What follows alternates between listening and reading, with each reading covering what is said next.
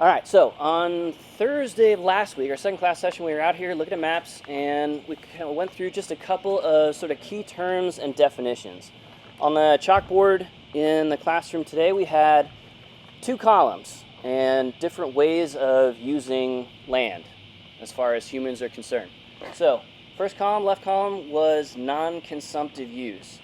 So this is a term you're going to hear across lots of different forestry classes, consumptive uses of ecosystem services and products. And then the right-hand column, the second column, was non-consumptive uses, or ecosystem, in many cases, values.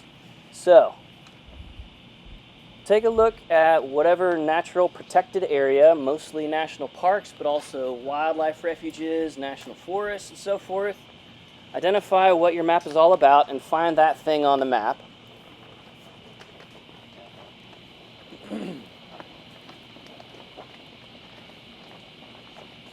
So like if you have like Grand Canyon East or something like that, find the Grand Canyon on the map. Make sure the map is what it's advertised for. Now, for your specific place, your chosen map, go ahead and grab one and open it up. What are some of the ecosystem services? What are some of the material things that humans can gain from having access to or controlling that place? Yeah? This one says reliable water. Bandelier National Monument has reliable water. Why? There's a canyon that goes with water. I don't know. All right. Bandelier National Monument is in northern New Mexico, a very semi-arid or straight-up desert to our Midwestern eyes looking place. So reliable access to water is going to be a pretty important ecosystem service, especially right now with the sort of the hyper drought that they got going on. Okay? Any other things that we get? Tangible things. Yeah.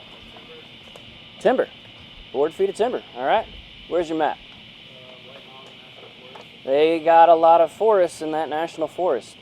Yes, they do. Ready? Fishing. Okay. So, that is a consumptive product. When you pull the fish out to eat it, let's say you're not just sport fishing, but you're like trophy fishing or fishing for subsistence, which is the fancy word for it's going on the dinner plate today. That is consumed out of that place. That fish is gone because it's in your tum-tum. All right, that's a consumptive use. For every 1 million fish that we stock into Ozark National Scenic Riverways, that's the 1 million fish that we can pull out that year. And once we do that, no more fishies. At least no more delicious, delicious trout. Okay? Anybody else? Any other physical things that we pull out of the environment? Minerals. Where's your map? Needles District at Canyonlands National Park. So mineral extraction is a pretty big deal for a lot of the arid and semi-arid parks out west. So there's active mining development, like big deal, massive anime mecha-sized mining equipment operations going up around Grand Canyon in what were recently some national monuments in that area. That's currently up under debate to delist those national monuments and turn them into mines. Mineral extraction is also a national security issue. So just north of the Needles District is what's called the Chinle Geologic Formation, Chinle. And it is home to America's strategic reserve of yellowcake uranium ore. A lot of that ore is under what is now Arches National Park. So there's a real, meaningful, consequential discussion about what if for the next World War we need a strategic arsenal. Strategic in this case means nuclear-tipped warheads. And we've already sort of mined out all the easy and quick to get yellow cake around Arches National Park, and that's what's left to get. We have to have a conversation as a country on where we're willing to hold the line on setting a place up as a national park and keeping it that way forever, which is how the laws are currently written. Or if it's a forever until we're under existential threat from the Soviet Russians, not anymore, but maybe possibly Putin kicking off a regional nuclear war in Ukraine, or North Korea now has nuclear weapons, and so on and so forth, right? So the question becomes, is it worth protecting something, preserving it forever as a national park, if it means our potential demise as the institution, the country, the nation that is trying to preserve it? Does that make sense? All right. So there are a lot of physical materials that we pull out of ecosystems in a consumptive way. For every cubic meter, every 10-ton block of yellowcake ore that we pull out of the Chinle Formation, that's no longer there for future generations. So we have to balance those things out as a society and get to some sustainable place with that. There are also non-tangible things that we get from these ecosystems, these places that we've set aside for forest and outdoor recreation, among other things. White Mountain National Forest, a conservation-oriented place. It's going to provide board feet of timber, water, grazing, rangeland, not so much in New Hampshire where White Mountains National Forest is, but a lot of other national forests, especially out west. Lots and lots of grazing land that's a little bit too dry to support forests or even woodlands. Take a look at your map and see if you can identify any of the non-consumptive things that we can pull out of that place without pulling out something physical and it's no longer there for the next person to take. Yeah? Hiking routes. Hiking routes, okay? When you go enjoy a trail, you get a little bit of physical fitness.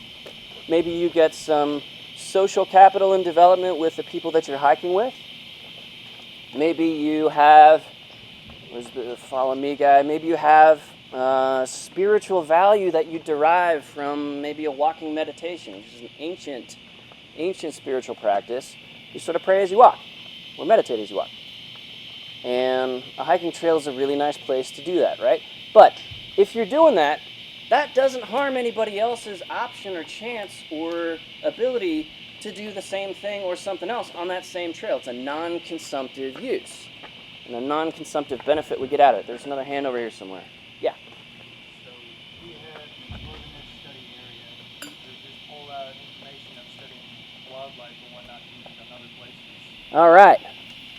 As the saying goes, in God we trust, all others bring data.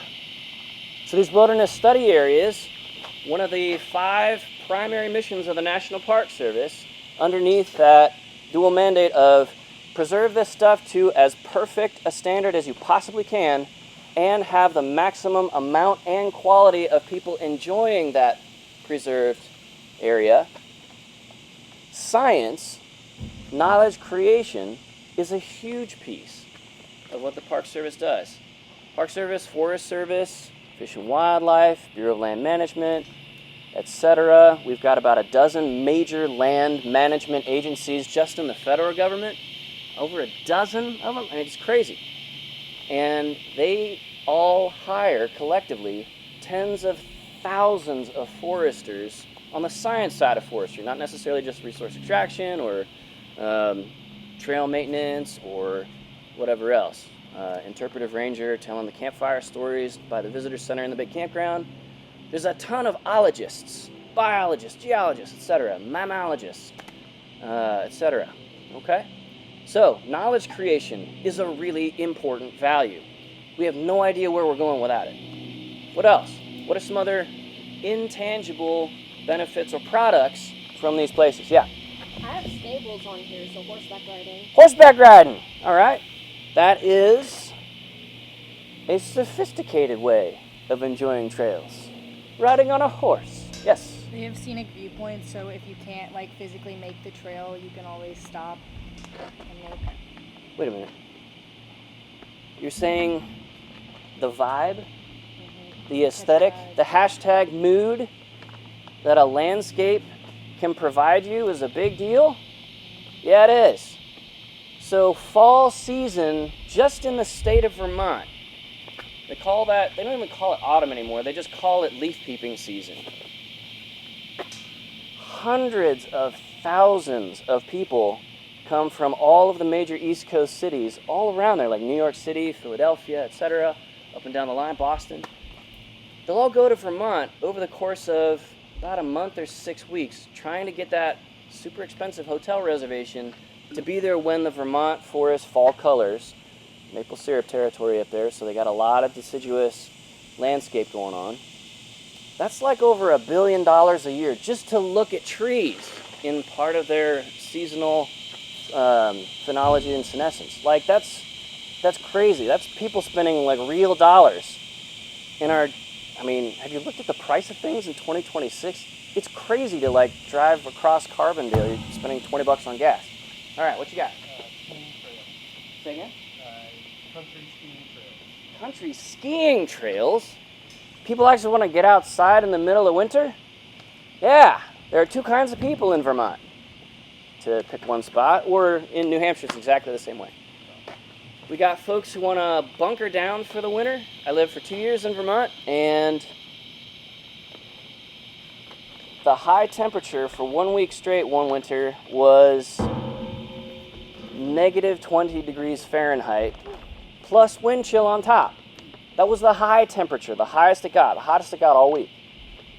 So you either bunker down in that and you like come out in spring, you know, mud season as they call it up there, or you just throw on an extra layer and you go cross-country skiing or snowmobiling or riding your horse in the winter, which is lots of fun, or whatever you really feel like doing, okay?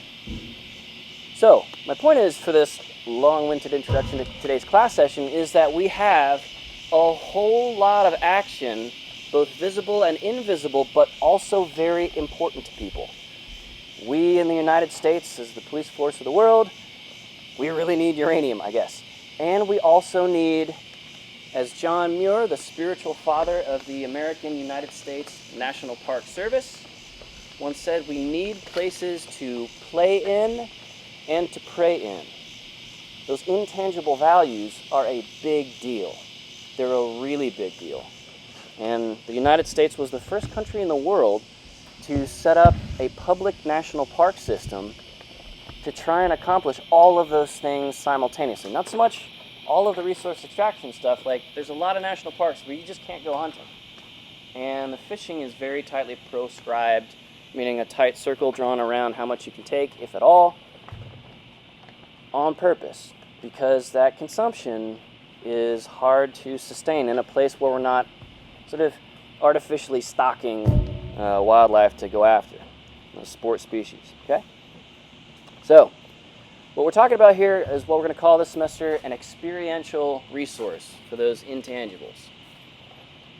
The physical resource is the vista point. Get up on the ridge line, maybe they have the road on purpose going right by there and there's a little parking lot or a pullout, or even just like a wide spot at the side of the road. And it's intended for people to park there and just enjoy the view, because that's a key top shelf value for the expense of building that road and the sweat equity of foresters like you and me building the road or blasting out the roadbed using dynamite or whatever. That's going to be really important to hold firmly to in this class, more so in a lot of your other forest management oriented classes, those intangible experiential resources.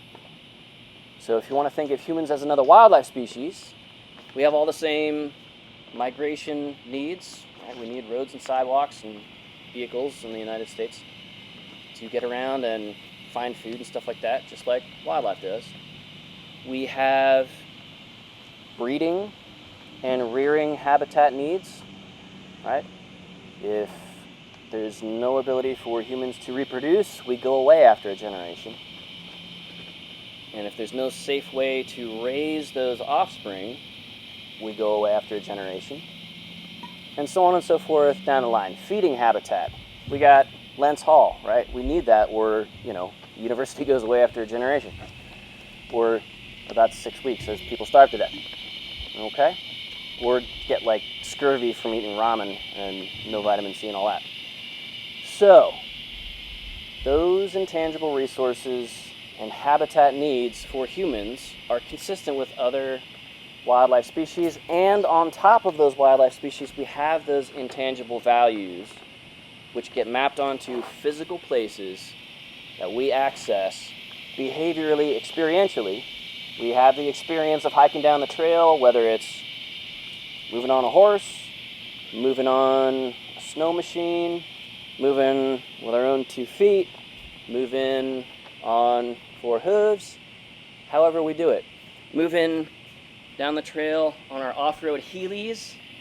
I don't think that's a thing yet, but come on, people. Like, if you build it, they will come, right? I commuted to work on a Segway today. Let's get after it, okay? So, the way that you provide those experiential resources as a park ranger is not by forcing the people to do it. So in wildlife habitat management, if the feeding habitat isn't real high site index, not real productive, not the right nutrient profile and stuff like that, you put in maybe food plots or feeding sites or what have you. Does that make sense? Okay. You can't strictly make the wildlife eat or reproduce. All you can do is provide the context for those things, at least at any sort of mass scale. It's the same way with the human wildlife species we're managing for forest and outdoor recreation. We can't make you have a positive or constructive spiritual experience on the trail or like get that physical fitness. We can't do that exercise for you. But what we can do is provide the context, the physical space, and like all of the human administrative details we need. Make sure it's affordable to get to that Vista site. Make sure it's safe to get there and be there. Make sure that it is in people's awareness. One of our major techniques as park rangers managing these places is telling people where they can go. Now, strictly speaking, in most all of these places, across all of these maps that you are looking at, as a recreationist, you have the right and the ability to go anywhere on that map that you can reach safely and successfully. But, like 99.9% of the people, and that sounds like an exaggeration, it is not, a huge, overwhelming majority of your visitors coming to your national park, let's say, they're going to go where you say they should go. And there's a world of difference between can go and should go. But if you're like me, you're tired, you're broke because everybody wants you to have a subscription to their thing that used to be able to just buy once and have it for the rest of your life. Like, you have to subscribe to cars now to get heated seats or whatever. Anyway, BMW, whatever. Trashed here. People know to go where and do what you, as the ranger, give them the information to. Collectively, that provision of the Vista site and the road to get there, or the trail, the campsite and the permit and the reservation system to claim those campsites before you arrive so you know you have a place to land and sleep, all of that is rolled together as the opportunity. So you're managing the opportunity. You can't have the hike for the person, you can't force feed them the hike, but you can have awesome trail systems. And you can have awesome trail systems that are designed to not just get people from A to B. That's what a sidewalk does, and sidewalks are pretty boring. Like, I don't think anybody's ever gotten out of there, like leapt out of bed in the morning like, today is the day we walk down the sidewalk, and I'm gonna get this for my Insta reel. Like, it's a sidewalk, right? You know, there's no juge with a sidewalk. A trail that goes to a famous place, like the Wilderness Trail to Half Dome, top of Yosemite Valley. That's a world famous hike. People fly from all over the world to go on that hike. because it goes to a place that is unlike any other spot in the entire world. So that's a pretty cool opportunity, and a bigger, more exciting, a more valued opportunity in these weird sort of human wildlife species that need all of the stuff that wildlife does, but we have this other extra cognitive layer. Right in that cognitive layer is all this opportunity. So we're managing opportunities for people. We're also managing physical ecosystems and sites as well. All right? We're going to define a visitor as somebody who's coming to your place. A visitor could be a one-timer. How many of you guys have been to anywhere on any of these maps, any national park, but you've only been there one time and you're not white hot on fire about getting back to that one? Like, you were there and it was amazing, maybe just even some solid, like, formative core memories, but you've been there, done that. Where was that? Yellowstone, too busy. Yellowstone, too busy. Okay. Bandolier. National Monument. Like, it was pretty all right. Also, you can do it in an afternoon and you sort of got the whole story. Yeah. Mammoth Cave. Mammoth Cave. All right. Yeah. Old Man's Cave in Ohio. Cool. I grew up near there. And other places, people go back to over and over and over. Who's got the Acadia National Park map? Any? My wife and I fell in love there. I've been there dozens of times. I worked 3 summers there doing research. Like, I've been there dozens. I know that place inside and out. I got the backstage tour from all of the ranger staff that we worked with over those years. Like, I'm not at all discouraged about going back there, even when there's a ton of other places to go to, right? So, our visitors are the ones coming from somewhere else to do and to be the humans in that place for a while and then to leave. Visitors can also include locals. So how many of you guys grew up, downstate here, pretty close to the Shawnee? Yeah, several of those, okay. Any of you guys live like real close to or maybe like inside the outer polygon of the Shawnee? Yeah, okay. So, we don't want to count those heads like when you're at home on your Switch 2, if you're super fancy, or your Steam Deck, if you hate autocracy and fascism. That doesn't count as a visitor, right? You're at home doing your thing. Or like if you cross into the Shawnee to get to the gas station on the other side, it doesn't count as a visitor. So we got to sort that stuff out a little bit carefully. But certainly, folks who live around or even sort of inside that minimum convex polygon of the Shawnee, like, sometimes you do go to the Shawnee to be on the Shawnee. So those folks, we have, one-timers, collectors. People go to a lot of these protected areas one time to try and like build out their whole list, their personal list of places they've been.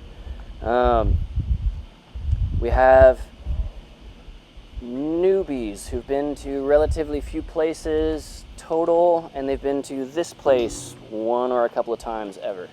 And maybe in the rest of their life they'll be back a bunch of times, but they're still sort of catching the bug for whatever you can do on the Shawnee and however you like to do it.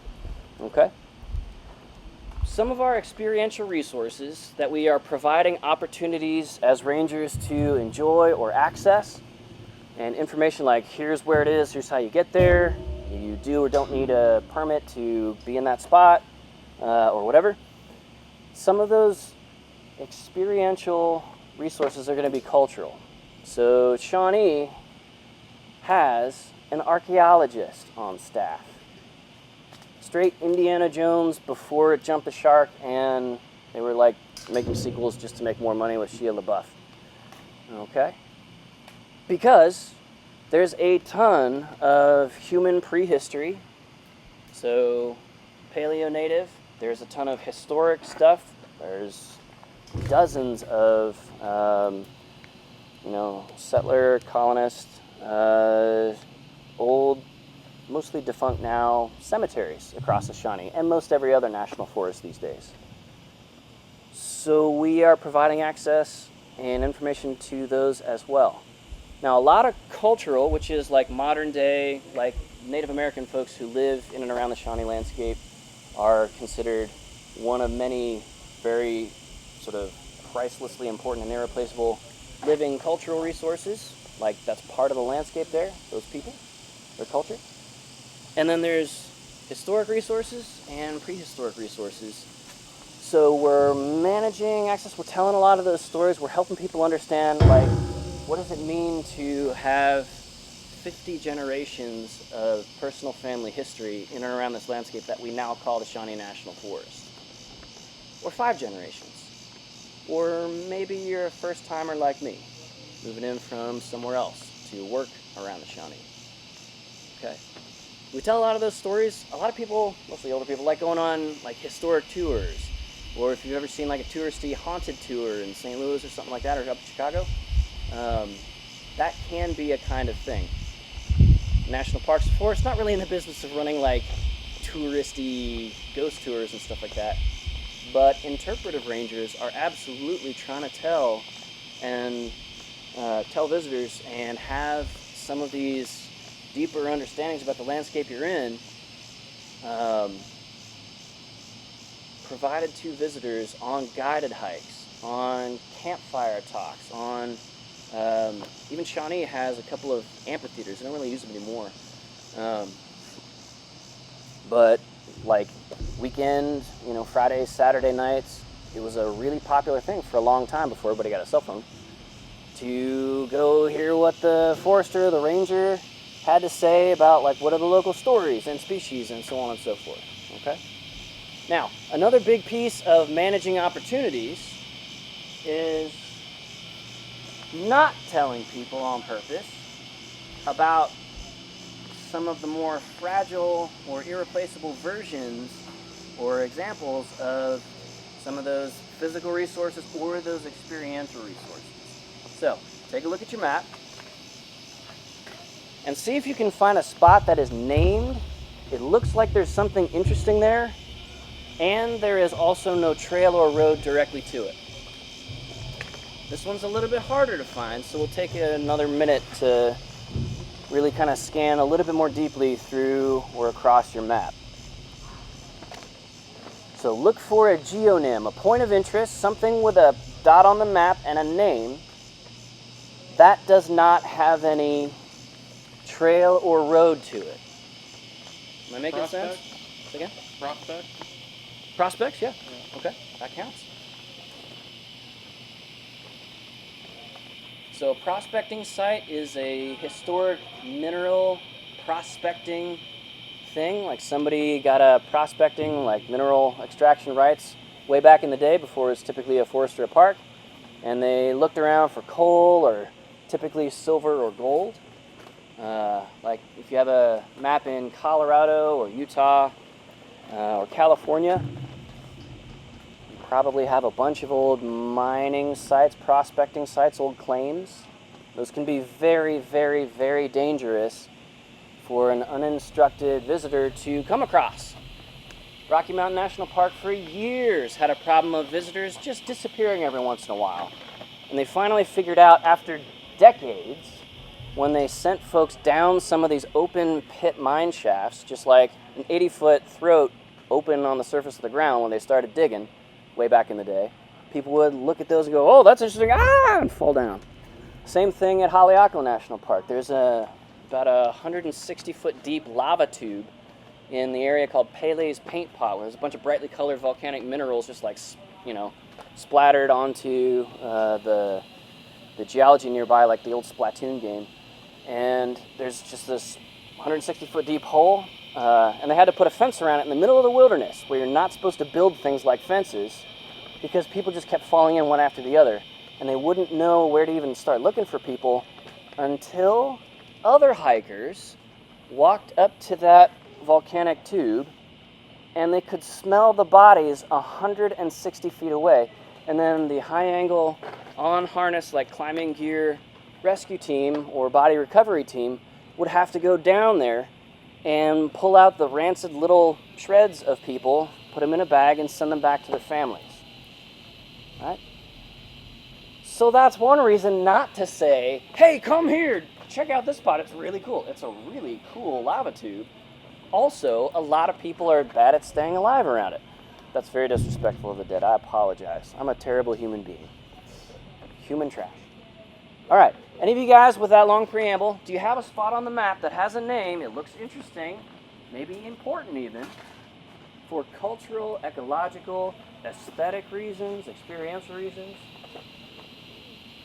but that there's no trail or road to it.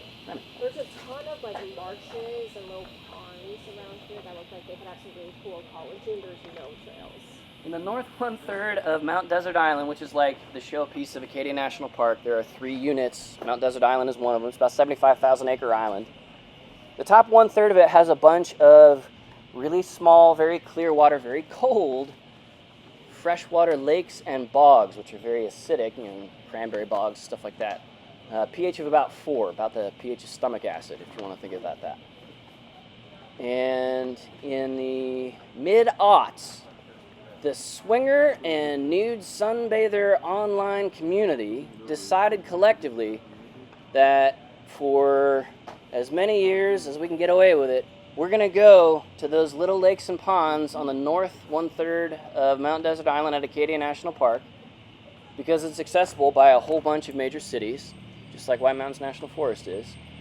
And we're going to let it all hang out there, just all summer long as people come and go, and we'll be hooking up in the woods and so on and so forth, which is, if that's your life way, let it ride. Not my particular thing, but I'm not going to yuck somebody else's yum. The problem is, there are also a bunch of locals on Mount Desert Island. In fact, a whole bunch of the richest people in the United States have summer homes, really summer mansions and like ocean clifftop palaces, basically. So the Rockefeller family, you may have heard of them, the old Rockefeller skank. Pink granite. So, yep. They gave the National Park Service and us as a country most of this entire island. That family owned most of this island, and what they gave to the National Park Service became Acadia National Park. It's right around half of the total, maybe half or more now, as they do more land acquisitions. So there are other visitors just looking on the map where there are no roads and thinking, man, Acadia gets really busy in the summer. They get like 4 to 5 million visitors a year on this tiny little island, and everybody's on top of each other. It's crazy there. Like there might be 30 or 40,000 people there at a time. 2 Carbondales on this tiny little island the size of Carbondale, or smaller. Okay? So, that's a problem. Some folks, in order to satisfy their motivation to have a very social experience, swinging and nude sunbathing, were coming into conflict with locals who, for generations, have been taking their little kids to these not advertised but public access lakes and ponds. They're very, very beautiful little lakes and ponds, and they're nice and cold in the summer. So the recreation and law enforcement staff had to figure that out. They were already on purpose not telling people about the entire north half of the island. Okay. So, Mount Desert Island is shaped like a big fortune cookie or horseshoe. Alright? And this side, the southeastern side, facing out onto the Atlantic Ocean, is super busy. Lots of trails, lots of roads, on purpose. We're going to concentrate everybody there on those roads and trails, and they'll beat those roads and trails to death, but we can maintain that. The west side of the island is much quieter. There's lots of roads and trails over there too, but when you talk to the ranger staff, they never tell you to go to the western side, and they never ever mention the north half of the island. So they're managing through obscurity to protect the quiet, solitude, and those fragile boreal seaside ecosystems that can't handle a lot of millions of people trampling, trafficking, nude sunbathing, hooking up, and crushing, fragile forest forbs like ferns and mosses, bryophytes, stuff like that, with their writhing undulations and copulatory behaviors or whatever. We're going to try and keep that as clinical as we can. I got detailed to go with the law enforcement rangers one year to patrol that and make sure it wasn't still happening. I'm never going to recover financially from that. All right. So, one aspect of providing opportunity, but also of protecting these physical and experiential resources, the opportunities, is capacity. We inherited from Aldo Leopold and his close relative Starker Leopold in the 1930s and the 1960s this idea for the first time of biological carrying capacity. In Aldo Leopold's case, it was looking at wolf ecology. So if we add a whole bunch of new packs of wolves, maybe a reintroduction program like we're doing these days around places like Yellowstone, and the elk that they prey on are not also increased in number, those wolves can over-predate and cause a population collapse in the elk, which is going to cause starvation and collapse of the wolves. There's a biological carrying capacity for every species, including humans. Globally as a species, we run through our planetary carrying capacity, mostly for fresh water, but also for energy production currently, by about mid-June, I believe. Okay? So we run through 1 year of fresh water production in about 6 months.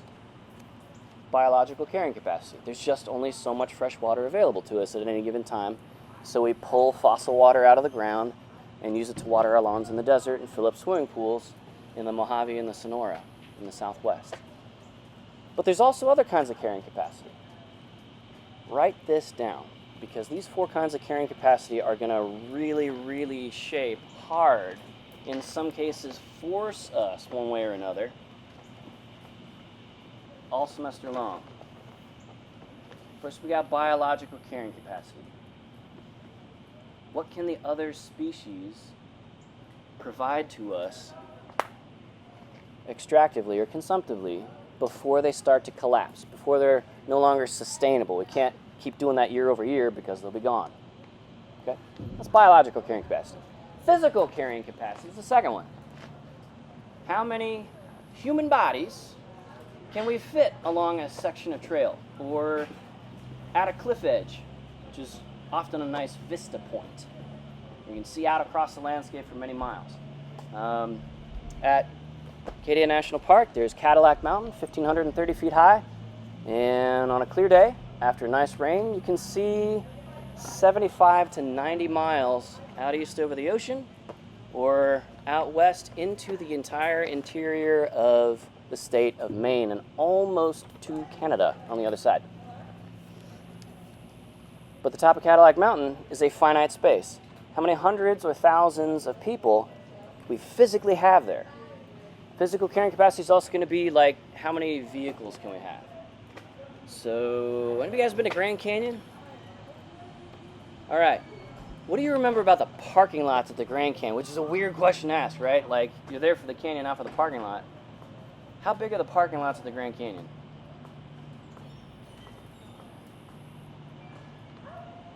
They're like all of the big. They're biblically huge. Okay? It's basically a Disney tier parking lot system just back from the edge of the canyon. And the Park Service has to do the math on how big do we need those parking lots to be, because everybody's going to show up with a vehicle, and a lot of those vehicles are going to have a horse trailer, or it might be like an 80-foot RV for $250,000. It's that person's home on wheels. We need parking spaces for all of them. Otherwise, they're going to park wherever they have to. And that's going to run over a bunch of stuff in a difficult, resource-limited, semi-arid environment. All right, so physical carrying capacity in Mammoth Cave, for those of you who've been there. There's a place called, I don't think they call it this anymore, but like Fat Man's Misery. It's just a narrow, squeezy part of the cave. And you just can't have more than about a dozen people in that short section of the cave tunnel before it's physically full of people. All right, so physical carrying capacity. That's going to be a hard cap on how many people we can have in one spot. So that's going to limit access to that opportunity to those people, to that number, at any one time. We're also going to have social carrying capacity. So in your notes, I want you to write a number on a scale of 1 to 10. 1 being, I don't feel crowded at all. Right now. Right here. Today. In this moment. In this setting. 10 is, I am completely crowded. I am never coming back here again. I'm dropping this class. I'm going to be a business major. I'm rethinking my whole life. Write down that number. Doesn't matter what it is. You just need a number. Okay? Now, almost all of us were in the classroom earlier before we came out here. Write down that number. Might be the same number, might be a different number, for if I was asking this question and we were all in there right now, in that classroom. Did you feel more or less crowded when we were sitting in that classroom than out here? The number of people hasn't changed, but the context sure has. Okay.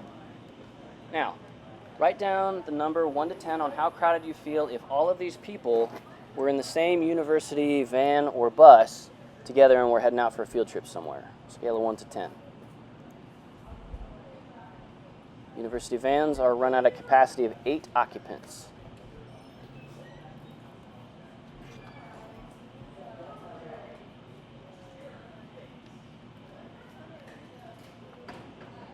All right. Cool. So, what number does everybody write down for how crowded do you feel out here? I said like a 2. 2 out of 10. 3 out of 10. All right.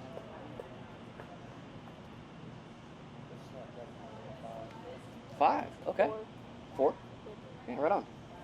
So we're starting to feel it. Like nobody's breathing on your neck, but it's also not I'm alone in the back rooms at this moment. Okay? It's a low crowding environment for the most part. Such a timely and hip reference, Dr. Park. All right. How about for inside? Anybody? Like an 8. 8. This is the same number of people. What? That's not fair. 5? Okay. 4. All right. 2. So, a couple of things to capture out of this. First, that's a subjective evaluation. The objective count of people, the physical number of people, didn't change at all. But what you think about that number of people changed pretty dramatically. We're getting like 1s and 2s and 3s, all the way up to 8s when we switched that same idea inside. Now, anybody for occupancy of this many people in an 8-person university vehicle rolling out on a field trip? Like a 9. 9, 10, 8. Summer camp it was a 10. 1,000. Okay. Like too many. Okay.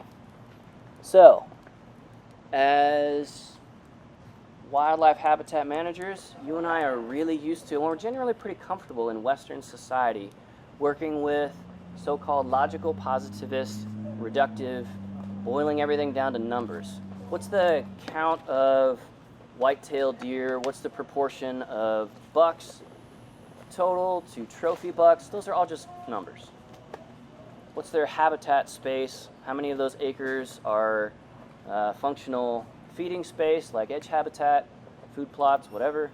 And what's the nutrient ratios in what those bucks and does are eating? It's all just numbers, totally objective. No question, no argument. But in forest rec management, we have all of the objective work to do, and we also have to know how crowded are people feeling at this Vista site? How crowded are people feeling on top of this mountain, crammed together with other people? Okay? So, that determines the social carrying capacity. And the social carrying capacity of a site is typically a lot smaller. This is the harder number to hit versus physical carrying capacity. We could have tens of millions of people standing shoulder to shoulder if we clear-cut logged Shawnee National Forest and just packed it with Americans. Physically, we could do it. That wouldn't be any fun, right? Total destruction of the ecosystem, of course, right? So biological carrying capacity, totally overloaded.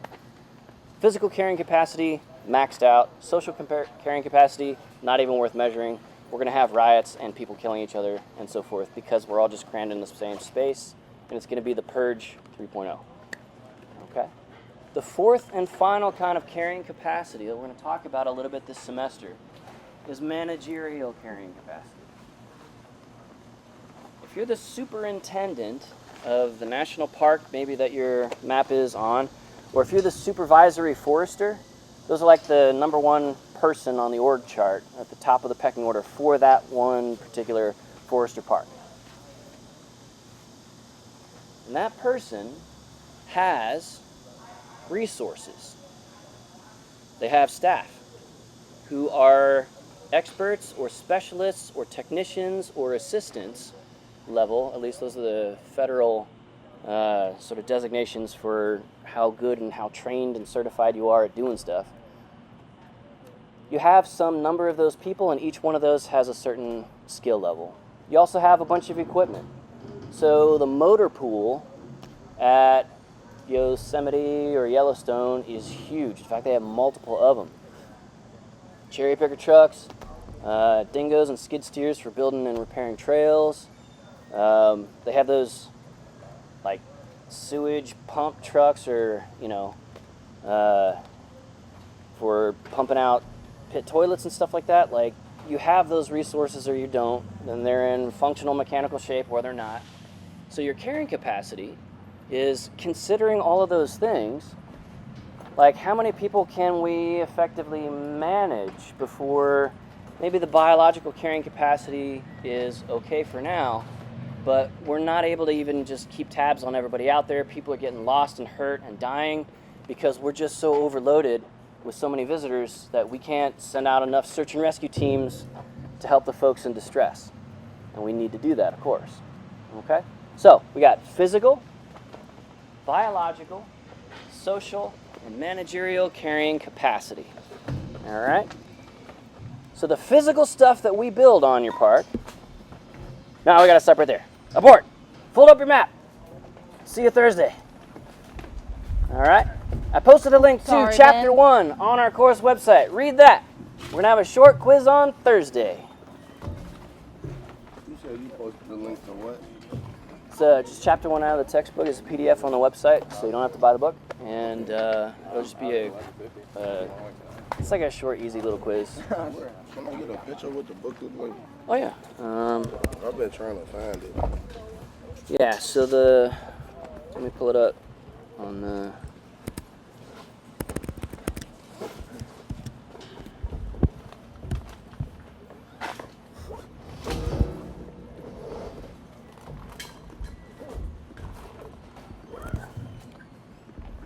So yeah, you don't even gotta buy the book.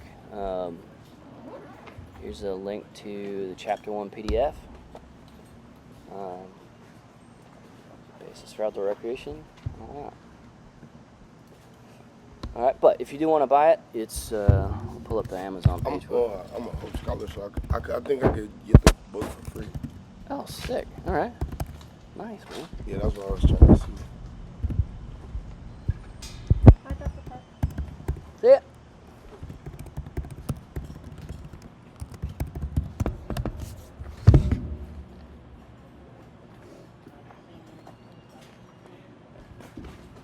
Do they have it at the bookstore?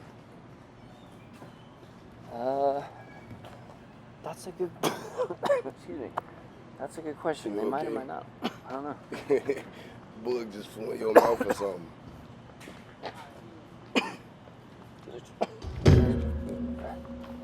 I got a sinus infection. I'm not contagious or anything. Nah, you good. I'm not worried about that.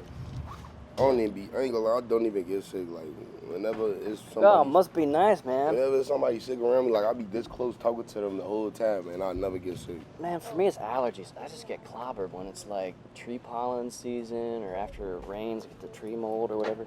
Oh, yeah, I ain't gonna lie, allergies is ass. Yeah. My cousin got allergies. Yep. Oh, sorry. Genius. I used to be talking about it when we was kids about that shit, but that shit do get real, though. I ain't gonna lie. We will survive. We'll make it. Be alright. Yeah. Yeah, so just read Chapter 1, and we'll see you on Thursday. I bet. I'm gonna see you on Thursday. Good deal. Appreciate it.